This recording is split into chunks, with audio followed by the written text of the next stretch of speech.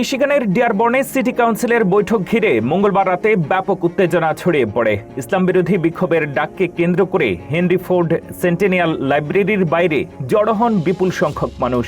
পরিস্থিতি নিয়ন্ত্রণে দাঙ্গা নিয়ন্ত্রণের সরঞ্জাম পরা পুলিশ মোতায়েন করা হয়। এক পর্যায়ে ভিড়ের মধ্যে ধাক্কাধাক্কি শুরু হলে পুলিশ বেশ কয়েকজনকে গ্রেফতার করে। এই বিক্ষোভের পেছনে ছিলেন ডানপন্থী অ্যাক্টিভিস্ট জ্যাক ল্যাং।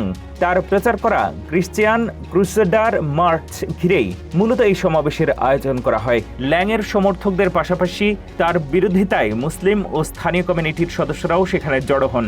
ফলে লাইব্রেরির বাইরে মুখোমুখি অবস্থান নেয় দুই পক্ষ। সন্ধ্যার দিকে ল্যাংকে অনুসরণ করে বিক্ষোভকারীদের একটি বড় দল লাইব্রেরির প্রবেশ পথের কাছে পৌঁছায়।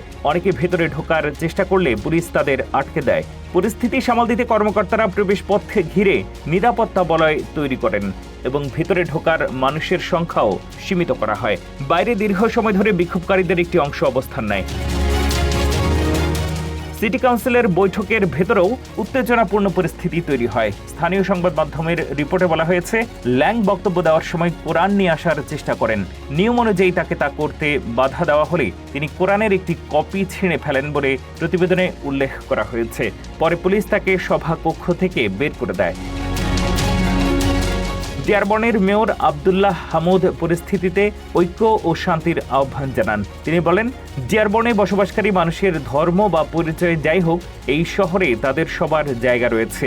এর আগে মেয়র, পুলিশ প্রধান এবং খ্রিস্টান ধর্মীয় নেতারাও ঘৃণার বিরুদ্ধে ঐক্যের বার্তা দিয়েছিলেন।